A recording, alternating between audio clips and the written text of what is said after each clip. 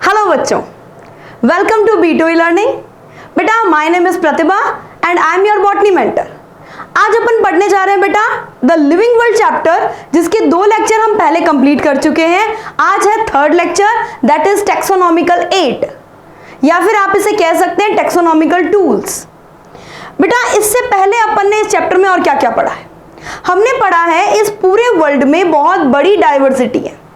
अगर हमें उस डाइवर्सिटी को प्रॉपर सही तरीके से समझना है, उसे क्लासिफाई करना है, हमें उसको यूज करना है। बेटा ये इतनी बड़ी डाइवर्सिटी है ना, ये अलग अलग फील्ड में काम आती है। जस्ट लाइक सबसे बढ़िया एग्जांपल एग्रीकल्चर, फॉरेस्ट्री, इंडस्ट्रीज। जैसे एग्रीकल्चर में हमें अगर पता हो कि इस प्लांट की इतनी वैरायटीज है, तो हम उसकी जीन को अलग अलग तरीके से काम में ले सकते हैं। फॉर एग्जाम्पल हम फॉरेस्ट्री के अंदर भी अपन ये चीज देख सकते हैं। जैसे आपने पढ़ा है कि वीट की इतनी वैरायटीज हैं, तो उस वीट की वैरायटी से हम हमारी बेस्ट फेवरेबल जीन निकाल सकते हैं, डिजीज रेजिस्टेंट जीन निकाल सकते हैं, हाई यील्डिंग जीन निकाल सकते हैं, हम उससे प्रोटीन यील्डिंग जीन निकाल सकते हैं। इन सभी बातों को पता करने के लिए सबसे पहले हमें इस बात का पता होना चाहिए कि कितनी वैरायटीज अवेलेबल है, कितनी स्पीसीज दुनिया में अवेलेबल है। इसको समझने के लिए हमने एक ब्रांच पढ़ी, टेक्सोनॉमी।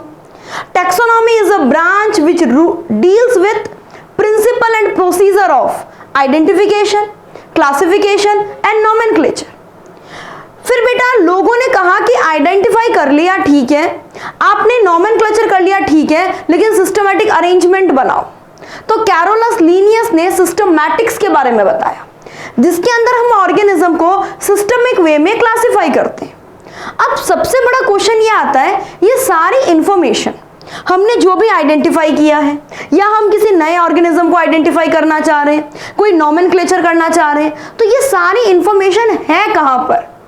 आपने बोला ये सारी इंफॉर्मेशन अलग अलग टाइप के टेक्सोनॉमिकल टूल्स के पास में। टेक्सोनॉमिकल टूल्स क्या क्या हो सकते हैं बच्चा? जैसे कि botanical garden, herbarium, monograph, museum, zoological park, keys, flora, manual, ये सारे के सारे टेक्सोनॉमिकल टूल्स हो सकते हैं, राइट? तो बेटा सबसे पहले अब अपन इसके बारे में थोड़ी सी बातें जान लेते हैं। टेक्सोनॉमिकल एड्स या टेक्सोनॉमिकल टूल हम कहते किसे? कोई भी ऐसी चीज जो हमारे अलग अलग इंडस्ट्रीज के अंदर हेल्प करे, ऑर्गेनिज्म को आइडेंटिफाई करने में हेल्प करे। सपोज अब मान लो अपन कहीं किसी बॉटनिकल गार्डन चलते हैं, वहां पे आपको अलग अलग वेराइटीज के प्लांट मिलेंगे। या फिर मान लो बेटा अपन कहीं पर भी मान लो हमारे सामने कोई अननोन ऑर्गेनिज्म आ जाता है, हम सोचते हैं यार ये प्लांट कौन सा है, तो उस प्लांट के बारे में सारी इंफॉर्मेशन हमें कहाँ मिलेगी? क्या वो प्लांट की डिस्कवरी पहले हो चुकी है, या फिर वो कोई नया ही प्लांट हमारे सामने आया है? इस बात की सारी जानकारी हमें या तो हर्बेरियम से मिल सकती है, या बॉटेनिकल गार्डन से मिल सकती है, या म्यूजियम से मिल सकती है। मतलब वो सारी चीजें जो फ्लोरा के साथ में डील करती है, उनके साथ में मिलेगी, राइट? चलिए सबसे पहले अपन देखें बेटा इसके अंदर टेक्सोनॉमिकल स्टडी रिक्वायर क्यों है? Require for correct classification, identification of organism. इस आइडेंटिफिकेशन के लिए हमें इंटेंसिव लैब स्टडी की रिक्वायरमेंट होती है बेटा, उसके अलावा हमें फील्ड स्टडी की रिक्वायरमेंट होती है। इंटेंसिव लैब स्टडी का मतलब जो काम हम लैब में बैठ के कर सकते हैं। फील्ड स्टडी का मतलब जिसके लिए हमें किसी ना किसी दूसरे एरिया में जाना पड़े, राइट? नेक्स्ट बच्चा आपने बताया कई बार हमें क्या करना पड़ता है, इसके लिए एक्चुअल स्पेसिमेन को कलेक्ट करना पड़ता है। एक्चुअल स्पेसिमेन जैसे हर्बेरियम है तो इसमें ड्राई प्लांट को रखा जाता है, बॉटेनिकल गार्डन है तो इसके अंदर लिविंग जो प्लांट है उसको रखा जाता है बच्चे। उसी तरीके से अगर फ्लोरा, मैनुअल, मोनोग्राफ, कैटलॉग की आप बात करते हो, तो उसके अंदर कोई स्पेसिमेन नहीं रखा जा रहा है, उसमें हम सिर्फ डिटेल इंफॉर्मेशन रख रहे हैं। इट मींस हम टेक्सोनॉमिकल टूल को अलग अलग तरीके से क्लासिफाई कर सकते हैं। देखो बच्चे, सबसे मैंने टेक्सोनॉमिकल टूल को क्लासिफाई किया इस बेस पर कि भाई किसमें हम डेड स्पेसिमेन रखेंगे, ये टेक्सोनॉमिकल टूल। हमने इस टेक्सोनॉमिकल टूल को 2 पार्ट में क्लासिफाई किया। सबसे पहला कि हम ऐसे कौन कौन से टेक्सोनॉमिकल टूल हैं जिसमें हम डेड स्पेसिमेन रखेंगे, और एक आपने बोला ऐसे कौन कौन से हैं जिसमें हम जो लिविंग स्पेसिमेन है वो काम में लेंगे। स्पेसिमेन समझ रहे हो ना बेटा? प्लांट या एनिमल, इसका कोई भी पार्ट जिसको हम स्टडी के लिए काम में ले रहे हैं, that is specimens.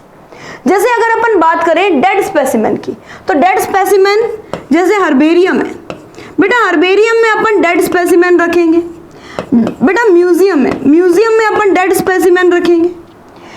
Suppose botanical garden है बेटा, बॉटेनिकल गार्डन में लिविंग प्लांट्स रखे जाते हैं, बॉटेनिकल गार्डन में लिविंग प्लांट्स रखे जाते हैं, राइट। उसके अलावा अगर अपन बात करें जैसे सपोज जूलॉजिकल पार्क है, इसमें अपन लिविंग स्पेसिमेन रखते हैं, लिविंग स्पेसिमेन जूलॉजिकल पार्क में। एक तो हमने टैक्सोनॉमिकल टूल को दो पार्ट में इस तरीके से क्लासिफाई कर लिया। एक और तरीका भी आप कर सकते हो। कैसे भाई? ये जो टैक्सोनॉमिकल एड्स हैं, इनमें ऐसे कितने ऐसे टैक्सोनॉमिकल टूल्स हैं जिनमें हमें स्पेसिमेन की रिक्वायरमेंट होती है। मतलब ऐसे कौन कौन से हैं जिसमें एक्चुअल स्पेसिमेन रखे गए, एक्चुअल स्पेसिमेन रखे गए, और ऐसे कौन कौन से टैक्सोनॉमिकल टूल्स हैं जिसमें स्पेसिमेन नहीं रखे गए, जिसमें स्पेसिमेन नहीं रखे गए। ये विदाउट स्पेसिमेन की बात करें, विदाउट स्पेसिमेन, जो बिना किसी स्पेसिमेन के हैं, विदाउट स्पेसिमेन और विद एक्चुअल स्पेसिमेन। ध्यान से सुनना बच्चे, जैसे आपने बताया हर्बेरियम, हर्बेरियम, हर्बेरियम के अंदर बच्चे अपन कोई ना कोई पर्टिकुलर स्पेसिमेन जरूर रखेंगे। हर्बेरियम में ड्राई स्पेसिमेन रखेंगे, बट रखेंगे बेटा। इसी तरीके से बेटा बॉटेनिकल गार्डन, इसमें लिविंग प्लांट्स को ग्रो करवाया जाता है। इसी तरीके से बच्चे अगर अपन बात करें म्यूजियम, जूलॉजिकल पार्क, इन सभी के अंदर क्या है, जैसे बात मैं करूं म्यूजियम की या फिर बच्चा जूलॉजिकल पार्क की, इसके अंदर स्पेसिमेन रखा जाता है। चाहे लिविंग रखें या डेड रखें, बट स्पेसिमेन रखा जाएगा। दूसरी खास बात, अगर विदाउट स्पेसिमेन की बात करें, जैसे बेटा अपन पढ़ेंगे फ्लोरा, मोनोग्राफ, उसके अलावा आपने बोला कीज, मैनुअल, कैटलॉग, बेटा इसमें कोई स्पेसिमेन नहीं रखा जाएगा। इसमें जस्ट और जस्ट एक बुक होगी और उस बुक के अंदर सारी डिटेल लिखी हुई होगी। डन। चलिए, तो सबसे पहला अपना जो टैक्सोनॉमिकल टूल है दैट इज हर्बेरियम। हर्बेरियम जिसे हम और क्या कह सकते हैं बेटा, इसे हम कह सकते हैं ड्राई गार्डन। बेटा ये ड्राई गार्डन है। आपने कभी अपने स्कूल में या फिर कभी भी किसी, अगर कोई बच्चा कॉलेज में है वो ये लेक्चर सुन रहा है, तो बेटा क्या आपने कभी एक्चुअल में हर्बेरियम बनाया है? हर्बेरियम बनाने के लिए क्या क्या कंडीशंस होती हैं, किस तरीके से हर्बेरियम बनाया जाता है, हर्बेरियम है क्या? देखो, सबसे पहले मैं बात करूं कि कोई भी साइंटिस्ट अगर किसी प्लांट पे डिस्कवरी कर रहा है तो उसके लिए ये चीज कंपलसरी है कि वो उस प्लांट का हर्बेरियम बना के, जो भी स्टैंडर्ड हर्बेरियम हमारे इंडिया में, वर्ल्ड में, जहां पर भी जो स्टैंडर्ड हर्बेरियम है वहां पे वो शीट सबमिट करवाए। इसका मतलब हर्बेरियम क्या है, एक बहुत बड़ा स्टोर हाउस है, स्टोर हाउस।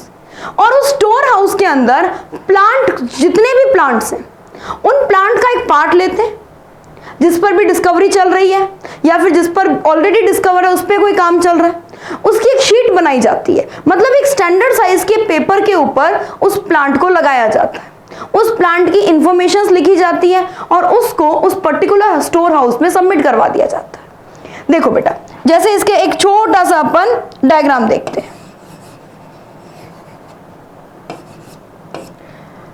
हाँ बच्चे, जैसे आपको ये पर्टिकुलर एक हर्बेरियम दिख रहा है, इस हर्बेरियम के अंदर देखो बच्चे, ये आपको इस तरीके से एल्मीराज दिख रही है। ये हर एल्मीरा एक पर्टिकुलर फैमिली के लिए फिक्स है। ये क्लासिफिकेशन का तरीका जो है ये बेंथम और हुक्कर का बताया हुआ है। आपने एनसीईआरटी में पढ़ा है कि हर्बेरियम जो है ना वो एक स्टैंडर्ड क्लासिफिकेशन के बेस पर किया जा रहा है। तो बेटा ये जो एल्मीरा है ये पर्टिकुलर बेंथम और हुक्कर के एक जो क्लासिफिकेशन पर बेस्ड। बेटा देखो यहाँ पे आपको शीट दिखाई देगी, इसी शीट को अपन ने यहाँ पर थोड़े बड़े फॉर्म में दिखाया हुआ है। ये शीट पे क्या होगा बच्चे, प्लांट को लगाया गया है और देखो यहाँ साइड में इस तरीके से एक छोटा सा लेबल लगा दिया गया है। और इस लेबल के अंदर सारी इंफॉर्मेशन लिखी जाएगी। थोड़ा बात नोटिस करना, प्लांट में यहाँ पे रूट भी रखी है, इसका फ्लावर भी रखा है बच्चा, ऊपर की तरफ देखो फ्लावर भी दिखेगा आपको, ऊपर की तरफ देखो बच्चा आपको यहाँ फ्लावर भी दिखेगा, मतलब रिप्रोडक्टिव पार्ट। यहां पे आपको रूट भी दिखेगी, इसमें यहां पे बच्चे आपको इसमें लीफ भी दिखेगी। मतलब हमें ऐसा प्लांट पार्ट लेना चाहिए जिसमें वेजिटेटिव प्लस रिप्रोडक्टिव दोनों टाइप के पार्ट जो है वो इंक्लूड हो। ये पर्टिकुलर स्टैंडर्ड साइज का जो है एक हर्बेरियम शीट है और इसके साइड में एक लेबल लगाया हुआ है। इट मींस हम क्या कह सकते हैं बच्चा, हर्बेरियम किसे कहेंगे, it is an store house. ये बेटा एक स्टोर हाउस है where plant specimen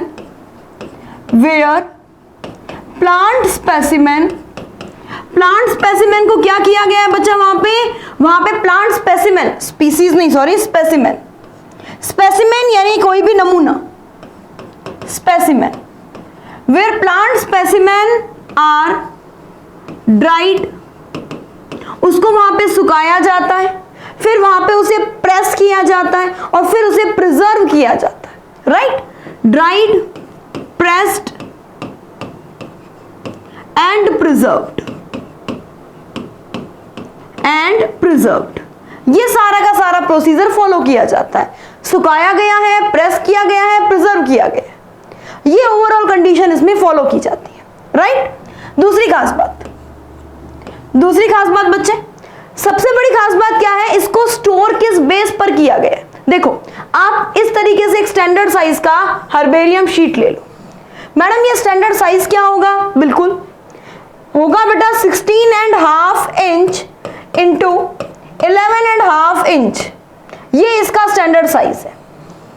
particular sheet ले ली, इस हर्बेरियम शीट पर बच्चे वो प्लांट लगा दिया जाता है, इस हर्बेरियम शीट पर वो प्लांट लगा दिया जाता है इस तरीके से। जैसे लगाते वक्त ध्यान रखना होता है इसका कोई भी पार्ट जो है वो किसी भी तरीके से फोल्ड ना हो, क्योंकि हमें इस लीफ के ऊपर जो भी फीचर्स हैं वो प्रॉपर समझने, राइट। हाँ बेटा, उसके बाद इसकी proper roots, leaf, stem, root, flower, सारे के सारे मतलब इसके पार्ट इंक्लूड हो गए जो स्टडी के लिए जरूरी है। और साइड में राइट हैंड साइड में एक लेबल लगाया जाता है, ठीक है। इस लेबल के अंदर इंफॉर्मेशंस क्या क्या रहेंगी, ये बात ध्यान से सुनना, इस लेबल के अंदर इंफॉर्मेशंस क्या क्या रहेंगी, ये काफी मतलब इंपॉर्टेंट पॉइंट हो गया अपना। सबसे पहले आपने बताया यहां लिखा जाएगा डेट ऑफ कलेक्शन, किस डेट को कलेक्ट किया, place of collection,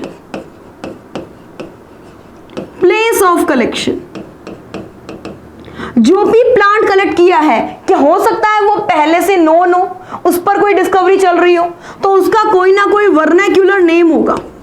vernacular name means कोई ना कोई लोकल नेम होगा, vernacular name means local name. Next अपन इस पे बात करें, उसका कोई ना कोई इंग्लिश नेम फेमस होगा। बेटा ये पॉइंट एकदम ध्यान से समझना, बिकॉज इस पर नीट में क्वेश्चन पूछा गया है आपसे। इंग्लिश नेम, उसके अलावा बच्चा उसका साइंटिफिक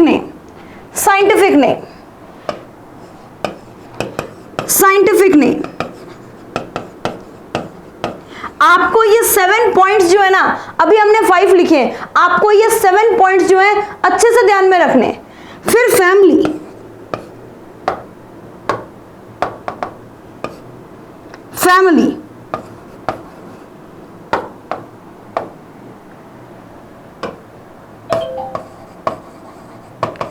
नेक्स्ट बेटा अपन बात करें नेम ऑफ कलेक्टर्स नेम। ये सारी की सारी इंफॉर्मेशन इस पे लिखनी है। ये 7 इंफॉर्मेशन जो है ना, ये राइट हैंड साइड पे उस लेबल के अंदर आपको मेंशन करनी है। मेंशन करने के बाद ये जो शीट आपकी प्रिपेयर होगी, इस शीट को हम बोलेंगे हॉलोटाइप। बेटा इस शीट को क्या बोलेंगे हम, हॉलोटाइप। और इसको हम एक स्टैंडर्ड क्लासिफिकेशन सिस्टम जो है उसके बेस पर सबमिट करवाएंगे। और वो स्टैंडर्ड क्लासिफिकेशन सिस्टम किसका है बच्चे, वो है Bentham and Hooker classification. Bentham's and Hooker classification. बेटा बेंथम एंड हुकर क्लासिफिकेशन के बेस पर आप इन शीट्स को सबमिट करवा देंगे, आप इन शीट्स को क्या करेंगे, सबमिट करवा देंगे, राइट। देखो इस तरीके से एक पूरे स्टोर हाउस बने हुए होते हैं, उसमें पर्टिकुलर फैमिली, जैसे सपोज मैंने इसके ऊपर लिख दिया ये यहाँ पर भाई लिलिएसी फैमिली के प्लांट्स रखे जाएंगे, यहाँ पे मैंने लिख दिया यहाँ पर सोलेनेसी फैमिली के प्लांट्स रखे जाएंगे, सोलेनेसी फैमिली के प्लांट्स रखे जाएंगे। तो जो भी हर्बेरियम शीट आएगी ना उनको पर्टिकुलर उस बेस पर यहाँ पे रख दिया जाएगा, राइट। और ये पूरी की पूरी हर्बेरियम शीट है जिसमें हम ध्यान रखते हैं कि इसके अंदर किसी भी तरीके से कोई भी पार्ट ना छूटे, जो कि हमारी स्टडी के पॉइंट ऑफ व्यू से जरूरी है। ओके, हाँ भाई, अब टेक्निक कौन सी काम में लेते हैं। टेक्निक से पहले एक छोटा सा पॉइंट बेटा अपन और पढ़ेंगे, एक छोटा सा पॉइंट अपने को और ध्यान में रखना है। ये जो जितने भी स्टोर हाउस है मींस जो हर्बेरियम है, ये क्विक रेफरेंस सिस्टम है, ये क्विक रेफरेंस सिस्टम है। अगर हमें किसी भी प्लांट के बारे में कोई भी इंफॉर्मेशन लेनी है तो सबसे जल्दी हमें इससे मिल सकता है। ऐसे स्टोर हाउस बने हुए कहां पर है, तो बेटा एक तो आपने पढ़ रखा है रॉयल बॉटनिकल गार्डन का जो म्यूजियम है वो काफी बड़ा हर्बेरियम रखता है, ठीक है। एक तो आपने पढ़ा है रॉयल बॉटनिकल गार्डन के अंदर जो हर्बेरियम है, रॉयल बॉटनिकल गार्डन में जो हर्बेरियम है, इसका जो हर्बेरियम है बच्चा ये काफी बड़ा हर्बेरियम है, इसमें सबसे ज्यादा शीट्स प्रेजेंट है, लगभग ऐसा कहते हैं 6.5 मिलियन शीट जो है वो यहां पर मिलती है। ये रॉयल बॉटनिकल गार्डन वाला कहां पर है बच्चा, इंग्लैंड में, राइट। इंडिया में अगर बात करें तो कोलकाता के अंदर इंडियन बॉटनिकल गार्डन है। इंडियन बॉटनिकल गार्डन का जो हर्बेरियम है central national herbarium, central national herbarium जो है ये काफी बड़ा हर्बेरियम है। इंडिया में बात करें यहां लगभग 2 मिलियन के आसपास शीट सबमिट हो चुकी है, राइट। तो एक और अपन इंडिया में अगर अपन पढ़ें तो central national herbarium, central national herbarium. और बेटा ये सेंट्रल नेशनल हर्बेरियम कहां का है, तो आपने बताया central national herbarium Indian botanical garden का है, दैट इज कोलकाता, हावड़ा, कोलकाता, हावड़ा। अब तो भाई कलकत्ता नहीं रहा, अब तो कोलकाता हो गया है, तो हम भी वही लिखेंगे। चलिए अब बेटा अगर हमें ये हर्बेरियम शीट प्रिपेयर करनी है तो इसके लिए कुछ पर्टिकुलर सीक्वेंस होगी, हम फटाफट वो सीक्वेंस पढ़ लेते हैं। टेक्निक क्या रहेगी, देखो बेटा अगर हमारे सामने अपन पूरा प्रोसीजर फॉलो करते हैं, हमारे सामने कोई अननोन प्लांट आता है या फिर हमें किसी प्लांट पर डिस्कवरी करनी है, तो हम क्या करेंगे, सबसे पहले उसके प्लांट पार्ट को कलेक्ट करेंगे। यानी कि फर्स्ट पॉइंट क्या हो गया, कलेक्शन। कलेक्शन करने में हमें ध्यान क्या रखना है कि उस प्लांट पार्ट का वेजिटेटिव और उसका रिप्रोडक्टिव दोनों पार्ट आ जाए, मतलब उसका vegetative part root stem leaf भी आए और उसका रिप्रोडक्टिव पार्ट जो भी सीजन चल रहा है, उसका फ्लावरिंग सीजन चल रहा है या फिर अगर अपन कहें कि उसके अंदर सीड वगैरह बनेंगे, जो भी मटेरियल है वो आ जाए, राइट। तो आपने बताया इसमें हम वेजिटेटिव एंड रिप्रोडक्टिव दोनों पार्ट्स जो है वो इंक्लूड करेंगे, दोनों पार्ट्स जो है वो इंक्लूड करेंगे, राइट। दूसरी खास बात, उस मटेरियल को रखेंगे किसमें, अपन जैसे ही कलेक्ट करने के बाद उसको एक मेटल का बना बॉक्स होता है, मेटेलिक वेस्कुलम, अपन इस बॉक्स के अंदर उस मटेरियल को डाल देंगे। प्लांट पार्ट को कलेक्ट करने के लिए अलग अलग इक्विपमेंट्स काम में लिए जाते हैं, जैसे कि बच्चा एक सिकल लाइक शेप का एक आता है, मतलब डीगर आता है, प्रूनिंग नाइफ्स आते हैं, जैसे इस टाइप के आपने कभी देखे हो, इस टाइप के बच्चा आपने कभी इस तरीके से कोई इक्विपमेंट्स देखे हो। ये इस टाइप के इक्विपमेंट्स जो होते हैं ये काम में लिए जाते हैं प्लांट पार्ट को कट करने के लिए। वुडी प्लांट है तो उसकी एक छोटी सी ब्रांच ले पाएंगे अपन, और अगर मान लो वो हर्बेशियस प्लांट है तो पूरा प्लांट निकाल लेंगे अपन, राइट। सेकेंड बच्चा अपन बात करें कि एक बार कलेक्ट कर लिया उसके बाद हमें उसके सुखाना पड़ेगा, ड्राइंग करनी पड़ेगी। ड्राइंग करने के लिए क्या प्रोसेस है हमारे पास न्यूज़पेपर्स अवेलेबल हैं, बॉल्टिंग पेपर्स अवेलेबल हैं, उसके बीच में प्रेस किया जाएगा। प्रॉपर तरीके से प्रेस करना जरूरी है, अदरवाइज अगर कोई लीफ फोल्ड हो गई तो हम उसमें वेनेशन, फाइलोटैक्सी, इसकी प्रॉपर स्टडी नहीं कर पाएंगे। नेक्स्ट बेटा, एक बार ड्राई कर दिया उसके बाद हम क्या करेंगे बच्चे, उसके बाद हम उसे पर्टिकुलर जो भी हमारा स्टैंडर्ड साइज की शीट है, हमने बात की थी 16.5 इंटू 11.5 जो पर्टिकुलर इंच का साइज है, उस बेस पर हम उसे क्या करेंगे बच्चे, माउंटिंग। माउंटिंग का मतलब क्या हो गया, उस शीट के ऊपर, जैसे मान लो ये मैंने शीट ले ली है, इस शीट के ऊपर हम उसे लगा देंगे, दैट इज माउंटिंग।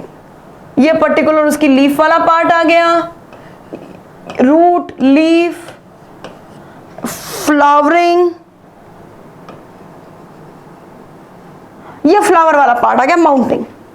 माउंटिंग के बाद बच्चे आप इसमें करोगे, इसमें स्टिचिंग। बेटा स्टिचिंग के बाद एक पॉइंट और ध्यान में रखना, पॉइजनिंग। ये पॉइजनिंग क्या है, पॉइजनिंग का मतलब हम इस शीट को ऐसे तो नहीं रख सकते ना बच्चे, इस पे फंगल इन्फेक्शन हो सकता है, इसको बैक्टीरिया खराब कर सकते हैं, तो हम इसके लिए क्या करेंगे बेटा, पॉइजनिंग हम किससे करेंगे, मर्क्यूरिक क्लोराइड से। पॉइजनिंग के बाद हम इसमें करेंगे बच्चा लेबलिंग। एक राइट हैंड साइड में लेबल लगाया जाएगा जिसमें कोई पर्टिकुलर 7 इंफॉर्मेशंस के बारे में अपन ने बात की थी, वो ध्यान रखना, नीट में उस पर क्वेश्चन भी आया हुआ है, दोबारा भी रिपीट हो सकता है। सबसे पहले आपने बोला था कि date of collection, place of collection, English name, vernacular name, scientific name of collector and family, ये 7 पॉइंट हमें उसमें इंक्लूड करने हैं। उसके बाद बच्चे इसको प्रिजर्व किया जाएगा, इसको सबमिट करवाया जाएगा। नेक्स्ट 7th आ जाएगा इसका प्रिजर्वेशन या फिर सबमिशन।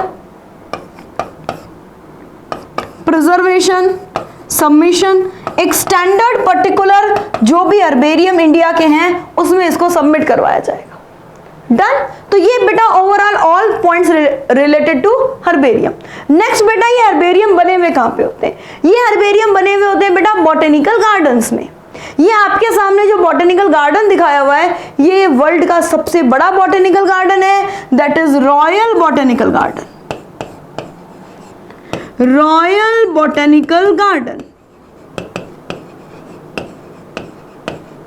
ये रॉयल बॉटेनिकल गार्डन कहां पे है बच्चा, अभी हमने डिस्कस किया था क्यू, इंग्लैंड। ये इंग्लैंड के अंदर है बच्चे। इस बॉटनिकल गार्डन के अंदर सिर्फ ऐसा नहीं है बेटा कि एक एरिया है जहां पे ओनली प्लांट्स को लगाया हुआ है, ऐसा नहीं है। यहाँ पे बच्चा देखो ग्रीन हाउस भी बने हुए, ये आपको दिखाई दे रहे होंगे, ये ग्रीन हाउस है। इस ग्रीन हाउस के अंदर भी कुछ प्लांट्स को लगाया जाता है। मतलब ये एक ऐसा एरिया हो गया जिसमें दुनिया में जितनी भी वैरायटीज मिलती है प्लांट की, जितनी भी स्पीसीज मिलती है, उन सभी का कम से कम एक एक प्लांट इस एरिया में लगाया हुआ होता है। ठीक है, चलिए, तो यानी कि बॉटेनिकल गार्डन क्या हो गया, एक वो पर्टिकुलर प्लेस हो गया वेयर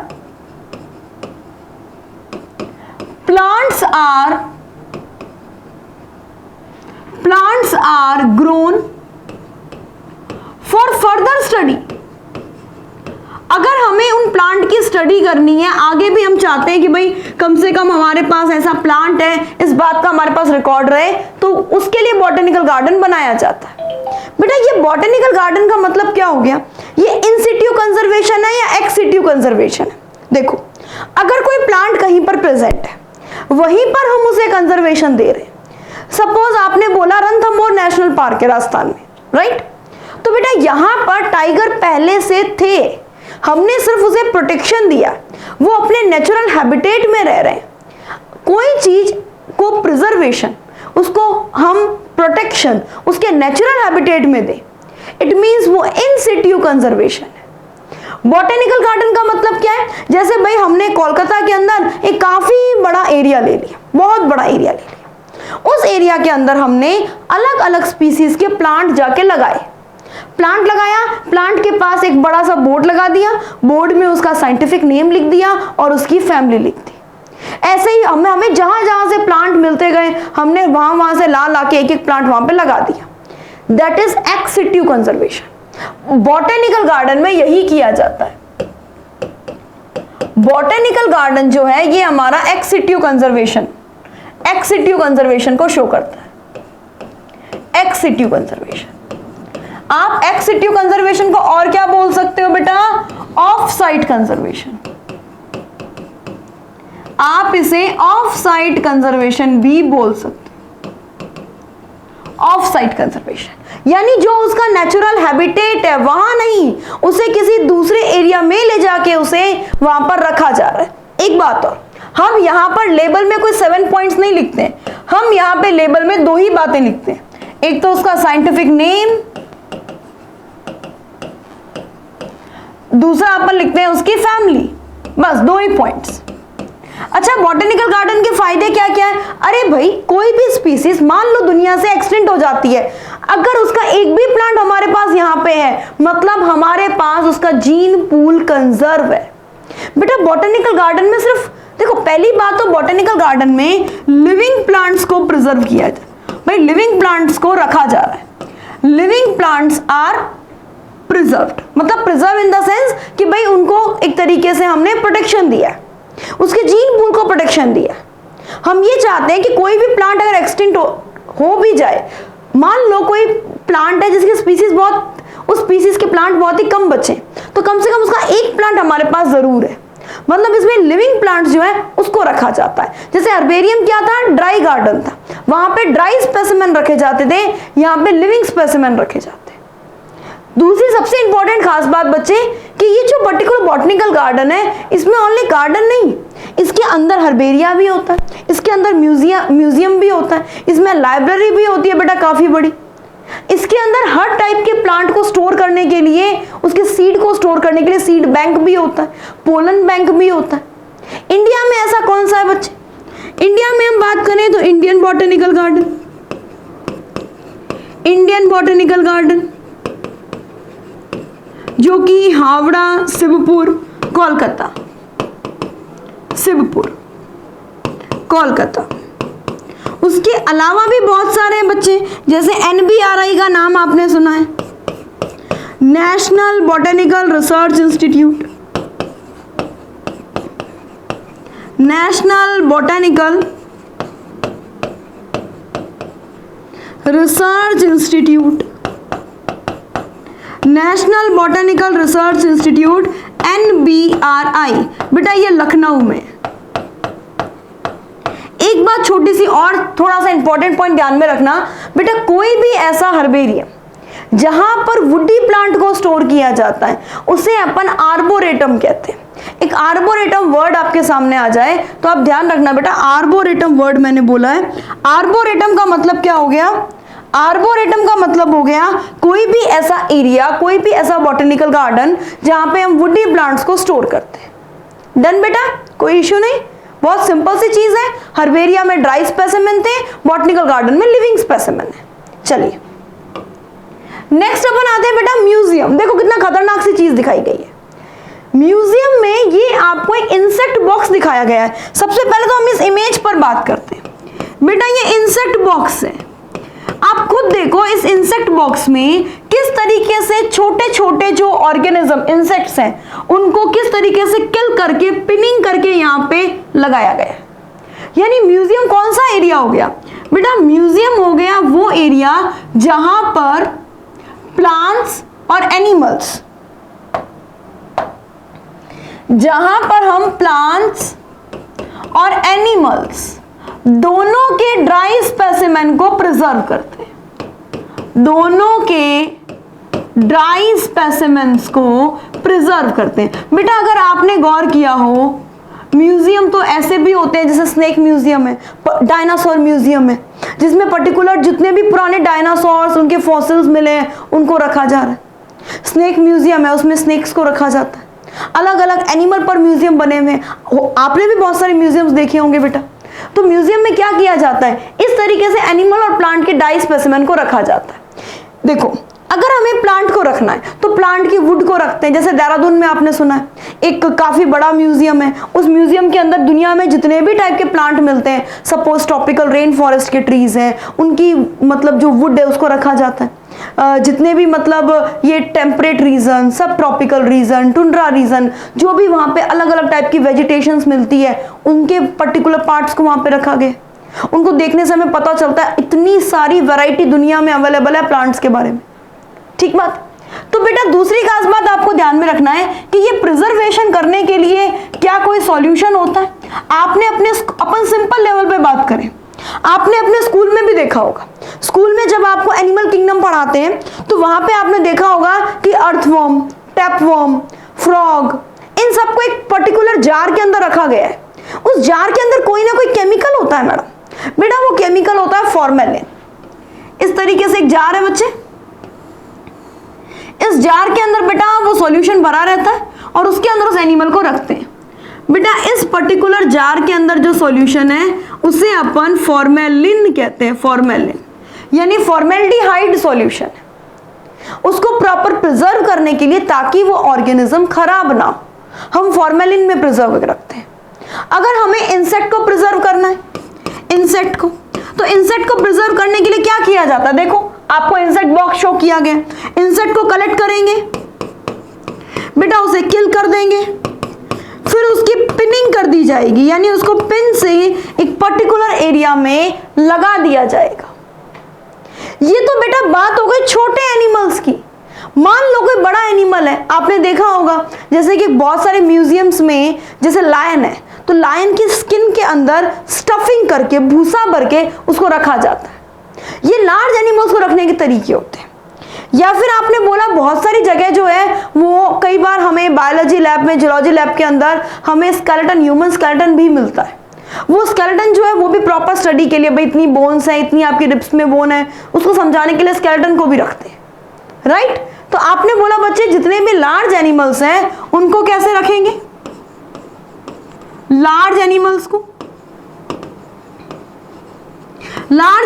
रखने के लिए उसके अंदर स्टफिंग करेंगे, स्टफिंग करेंगे, फिर उसे प्रिजर्व करेंगे, स्टफिंग करेंगे, फिर उसे प्रिजर्व करेंगे। ठीक है, कोई इशू नहीं। देखो बेटा एक छोटा सा डायग्राम देखते हैं अपन, इस डायग्राम से काफी कुछ क्लियर होगा आपको। ये डायग्राम में बच्चा अपने दिल्ली में जो नेशनल म्यूजियम है उसका, ये नेशनल म्यूजियम का डायग्राम है, नेशनल म्यूजियम दिल्ली। इसके अंदर देखो बच्चा आपको ये जो लायन दिख रहा है, ये अलग अलग जो ऑर्गेनिजम्स दिख रहे हैं, ये कोई ऐसे लिविंग थोड़ी ना है, ये सारे के सारे क्या है? ओनली स्किन है और उसके अंदर स्टफिंग की गई है। इनसे हमें बहुत सारे उनके एक्सटर्नल फीचर्स को समझने में हेल्प मिलती है। डन। तो बेटा म्यूजियम के बाद नेक्स्ट अपन ले लेते हैं, दैट इज जूलॉजिकल पार्क। बेटा जूलॉजिकल पार्क एक्चुअली में क्या था? पहले जूलॉजिकल पार्क था जू। बेटा यहां पर लिविंग एनिमल्स जो होते हैं ना, लिविंग एनिमल्स, उनको रखा जाता है और हम कोशिश ये करते हैं कि उन लिविंग एनिमल्स को उनका नेचुरल हैबिटेट प्रोवाइड कर सके। लिविंग एनिमल्स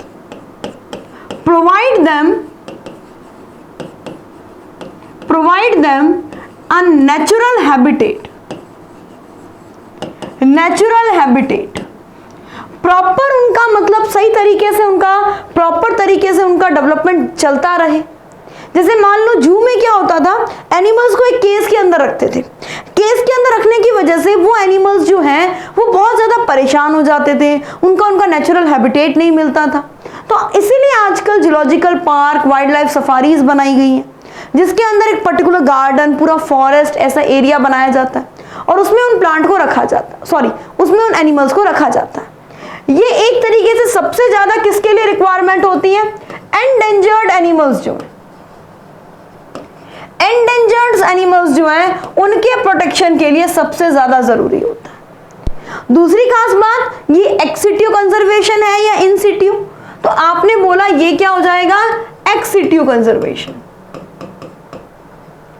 एक्सिटिव कंजर्वेशन, ये एक्सिटिव कंजर्वेशन मेथड हो जाएगा। ठीक बात है। इसमें कोई दिक्कत नहीं, एक्स सिटिव कंजर्वेशन मेथड हो जाएगा। मतलब इसके अंदर हम किसी दूसरे एरिया में ले जाके उसको प्रॉपर तरीके से प्रोटेक्शन प्रोवाइड कर रहे हैं। बेटा यहाँ पर जो स्पीसीज बहुत कम होती है ना नंबर में, उनमें कैप्टिव ब्रीडिंग भी करवाई जाती है ताकि उनके नंबर को बढ़ाया जा सके। कैप्टिव ब्रीडिंग मतलब भाई उनके स्पर्म और ओवा को टेस्ट ट्यूब के अंदर फर्टिलाइज करवा के फिर इम्प्लांट किया जाता है, इसे कैप्टिव ब्रीडिंग कहते हैं। बेटा उनके खाने पीने का, उनकी कोई डिजीज तो नहीं हो गई, इन सभी बातों का प्रॉपर ध्यान रखा जाता है। और एक तरीके से ये एंटरटेनमेंट के भी बहुत अच्छे सोर्स बन चुके हैं। आपने देखा भी है, एनसीईआरटी में भी पढ़ा होगा, ये एंटरटेनमेंट के भी बहुत अच्छे सोर्स बन गए हैं। बच्चे जो होते हैं वो जूलॉजिकल पार्क में जाके काफ़ी कुछ नया सीखते हैं, उन्हें बहुत सारे एनिमल्स के बारे में पता चलता है। जैसे देखो बेटा एक डायग्राम आपको दिया गया, जैसे यहाँ पे ये राइनोसेरोस है, एलिफेंट है, ये एलिफेंट देखो इसके ऊपर चढ़ा हुआ है, यहाँ पे लोग देखने आए हुए हैं, इसे बहुत सारे टूरिस्ट लोग हैं जो यहाँ पे देखने आए हुए हैं। ये जैसे आपको टाइगर, ये एक पर्टिकुलर एक्वेटिक हैबिटेट का आपको शो कर दिया। तो एनसीईआरटी में डायग्राम जो है काफी बढ़िया डायग्राम आपको दिया हुआ है फॉर जूलॉजिकल पार्क। ठीक है, चलिए नेक्स्ट बच्चा अपन लेते हैं कीज। अब तक बेटा अपन ने जितने भी पढ़े थे ना, उन सभी के अंदर आपको कोई ना कोई स्पेसिमेन गिवन था, लेकिन अब जो अपन आगे पढ़ेंगे इसमें अपने पास स्पेसिमेन नहीं है। हम बिना किसी स्पेसिमेन के स्टडी कर रहे हैं, हमारे पास स्पेसिमेन नहीं है। हमने पर्टिकुलर प्लांट एनिमल की स्टडी की और अब उसके बारे में पूरी की पूरी सारी डिटेलिंग कर दी है। ये उन सब की बातें हैं। तो कीज क्या होगा भाई? कीज एक ऐसा टैक्सोनॉमिकल टूल है, it is N taxonomical tool, it is N taxonomical tool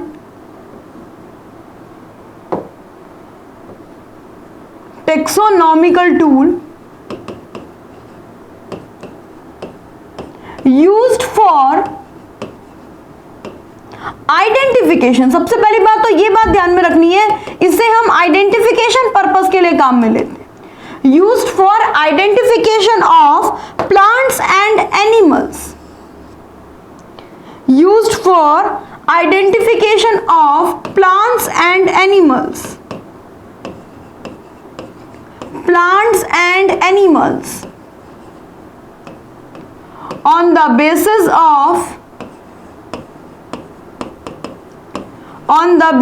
of similarity and dissimilarity। Similarity and dissimilarity के बेस पर हम उसके अंदर क्या करेंगे बच्चे? हम उसे प्रॉपर तरीके से क्लासिफाई करेंगे। कैसे?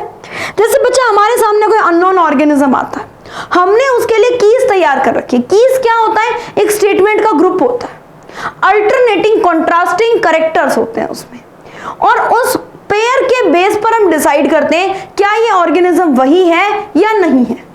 इसमें alternate set of contrasting trait होते हैं, alternate set of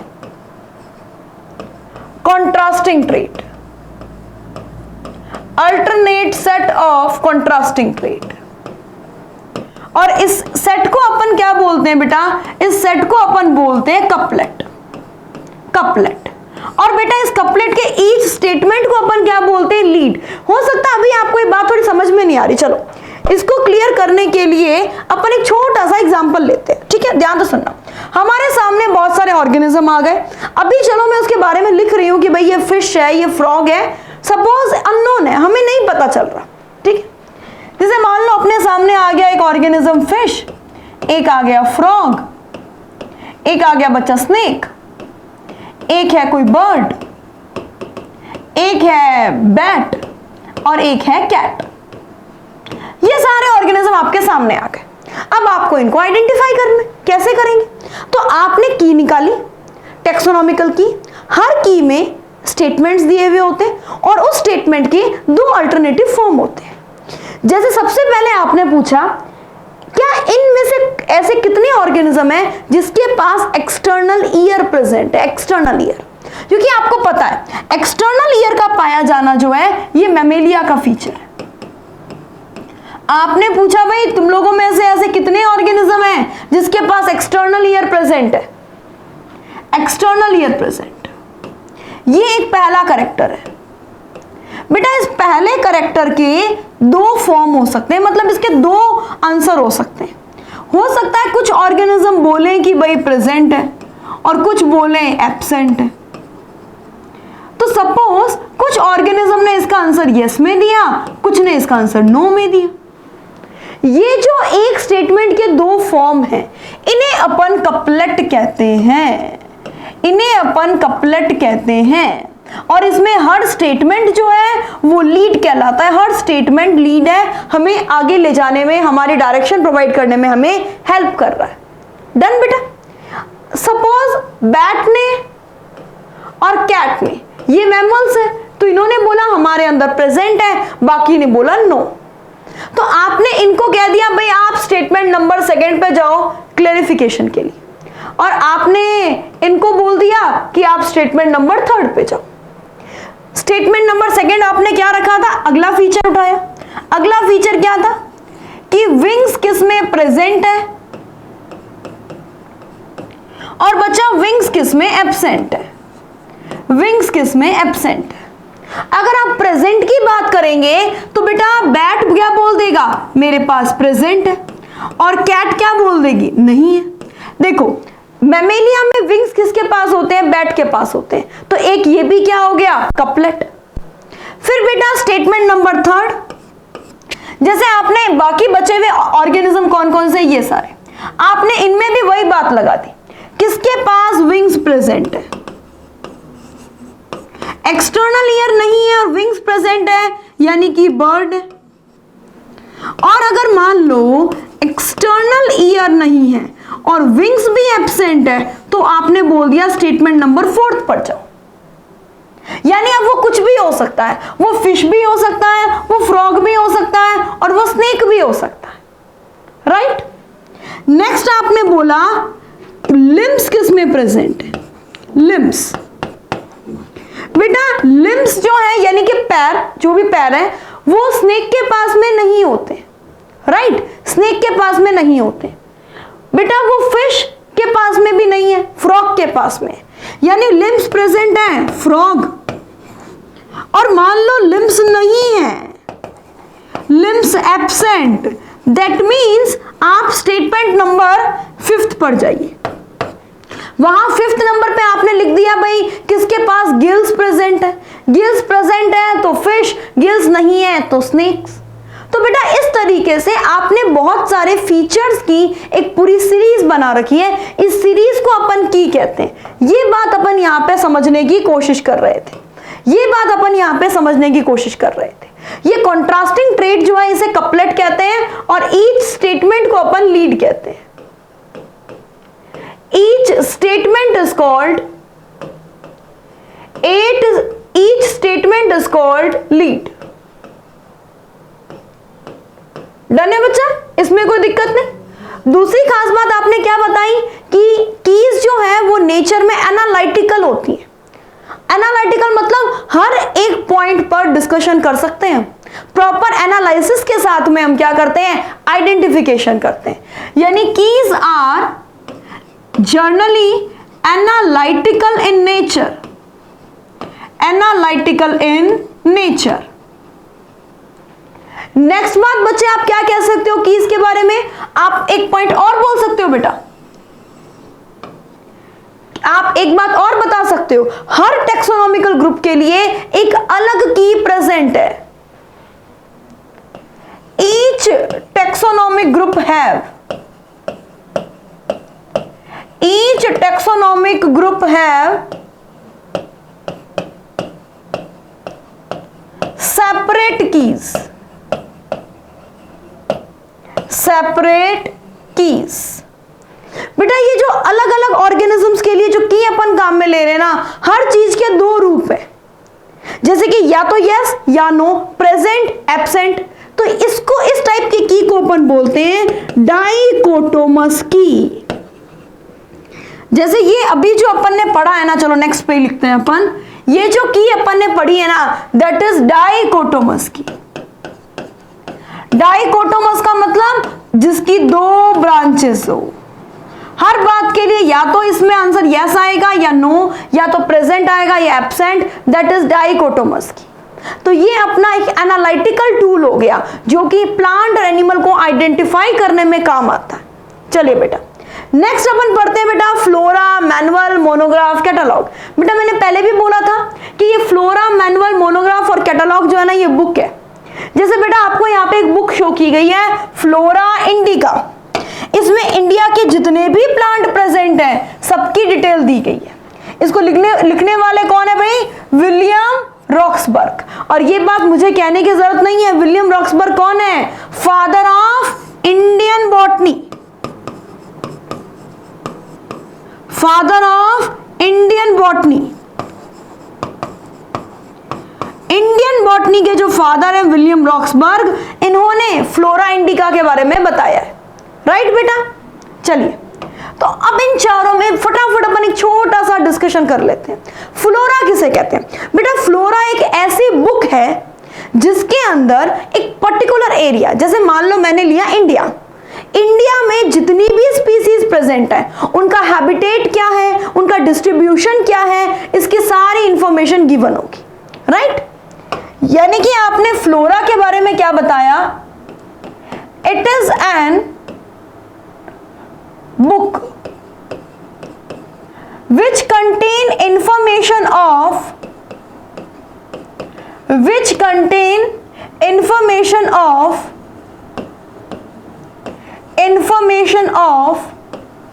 plant present in specific area,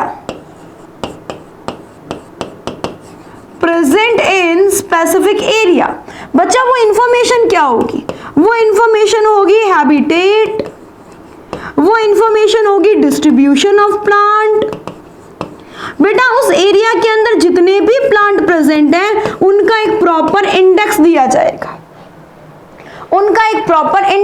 जाएगा, जैसे मान लो फ्लोरा इंडिका है, इंडिया के जितने भी प्लांट है उनका हैबिटेट, उनका डिस्ट्रीब्यूशन सब कुछ दिया जाएगा। फ्लोरा ब्रिटिशिका है, फ्लोरा दिल्ली है, ऐसे एक पर्टिकुलर एरिया पर क्या किया जाता है, इस तरीके से बुक्स बनाई जाती है।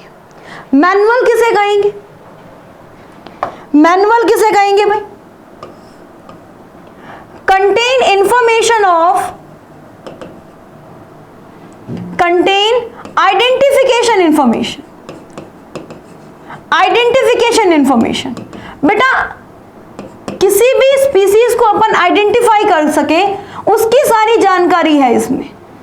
Identification information of species of particular area,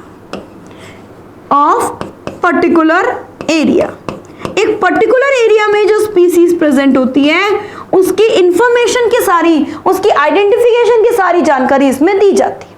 simple, कोई टफ नहीं। नेक्स्ट बच्चे आपने बोला मोनोग्राफ। मोनो मीन्स एक, यानी मोनोग्राफ में हम किसी एक टेक्सोन की जानकारी रखेंगे। कोई भी एक टेक्सोन अपन ले सकते हैं बेटा। आपने सिंपल कोई भी एक टेक्सोन ले लिया, कोई स्पीसीज ले ली, कोई जीनस ले लिया, सपोज सोलेनम ले लिया, तो सोलेनम के बारे में इस पूरी दुनिया में जहां पर भी जो भी इंफॉर्मेशन अवेलेबल है हम वो सारी की सारी इंक्लूड करेंगे। राइट, तो इसमें बताया आपने contain information of one taxon,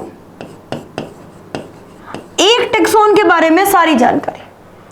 catalogue किसे कहेंगे बच्चा? कैटलॉग एक, जैसे बेटा आप कहीं रेस्टोरेंट में जाते हो या किसी भी होटल में जाते हो तो वहां पे आपको एक पर्टिकुलर कैटलॉग नहीं दे देते कि भाई हमारे पास में बेवरेजेस में ये है, हमारे पास में मेन कोर्स में ये है, एक पर्टिकुलर सीक्वेंस देते हैं, है ना भाई, कि पूरा हमें इंडेक्स मिल जाता है। तो उसी तरीके से किसी भी एरिया का